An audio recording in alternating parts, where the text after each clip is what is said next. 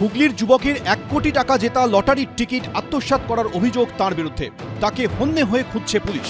অথচ শনিবার ঋতব্রত তৃণমূলের বৈঠকে হঠাৎ উপস্থিত হয়ে চমকে দিলেন পানিহাটির প্রাক্তন তৃণমূল বিধায়ক সেই নির্মল ঘোষ।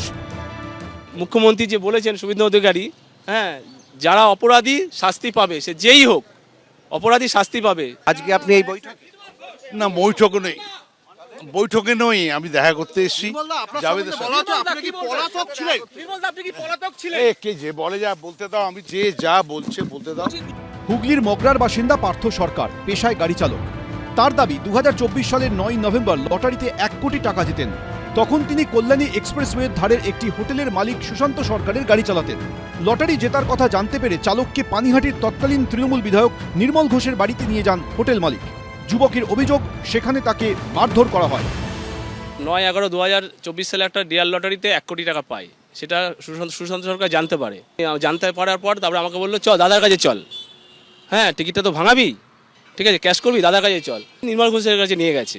সুশান্ত সরকার বলছে, দে দাদাকে টিকিটটা দিয়ে দে, তুই এত টাকা নিয়ে কী করবি, দাদা তোকে একটা চাকরির ব্যবস্থা করে দেবে। আমি যখন দিতে চাইনি, চেল্লামিলি করছে, ওর 2 ভাই মিলে আমাকে খুব মারে, সুশান্ত সরকার, প্রশান্ত সরকার। যুবকের দাবি, আগ্নেয়াস্ত্র দেখিয়ে লটারির টিকিট কেড়ে নেন তৃণমূল বিধায়ক।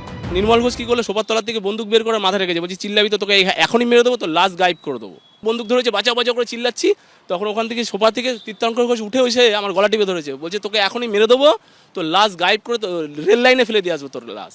টিকিট পকেট ছিল, ওখান থেকে টিকিটটা বের করে নেয়, বের করে নির্মল ঘোষ বলে, যা মুখ খুলবি, তোকে জানে মেরে দেবো। নির্মল ঘোষ। যুবকের দাবি, ওই সময় পুলিশের কাছে অভিযোগ দায়ের করলেও শুধুমাত্র হোটেল মালিকের বিরুদ্ধে অভিযোগ নেওয়া হয়, তৃণমূল বিধায়কের বিরুদ্ধে অভিযোগ নেওয়া হয়নি, কোনো পদক্ষেপও করা হয়নি। রাজ্যে পালাবদলের পর খড়দা থানায় নির্মল ঘোষ, তার ছেলে তীর্থঙ্কর ঘোষ, পানিহাটি পুরসভার 13 নম্বর ওয়ার্ডের তৃণমূল কাউন্সিলর জয়ন্ত দাস এবং হোটেল মালিক সুশান্ত সরকারের নামে অভিযোগ দায়ের করেন। অভিযোগ পেয়েই হোটেল মালিক সুশান্ত সরকারকে গ্রেফতার করে খড়দা থানার পুলিশ। অভিযুক্ত তৃণমূল কাউন্সিলরকেও গ্রেফতার করা হয়। বর্তমানে তিনি জেল হেফাজতে। পুলিশ সূত্রে খবর, ধরপাকড় শুরু হতেই এলাকা থেকে উধাও হয়ে যান নির্মল ঘোষ। তারপর এদিন তপসিয়ায় ঋতব্রত তৃণমূলের বৈঠকে হঠাৎ হাজির হন এফআইআরে অভিযুক্ত প্রাক্তন তৃণমূল বিধায়ক। তাহলে কি গ্রেফতারির আশঙ্কা তৈরি হতেই শিবির বদলের ভাবনা? ধরপাকড় শুরু হতেই কালীঘাট তৃণমূল ছেড়ে ঋতব্রত তৃণমূলের দিকে পা বাড়াতে চাইছেন নির্মল ঘোষ? এই প্রশ্নে শনিবারের বৈঠকে নির্মল ঘোষের যোগদান নিয়ে কার্যত চাপানোতর চলে। আমি দেখা করতে এসেছি। উনি এসেছিলেন, কিন্তু কোনো সিদ্ধান্ত আমরা এখনো প্রকাশ করিনি। না, ওনার সঙ্গে আমাদের কথাও হয়নি। আমন্ত্রণ করেছিল, আমি এসেছি, কথা হয়েছে, আলোচনা হয়েছে, কি সিদ্ধান্ত হলো সময় মতো। মানে আপনাকে আমন্ত্রণ জানানো হয়েছিল?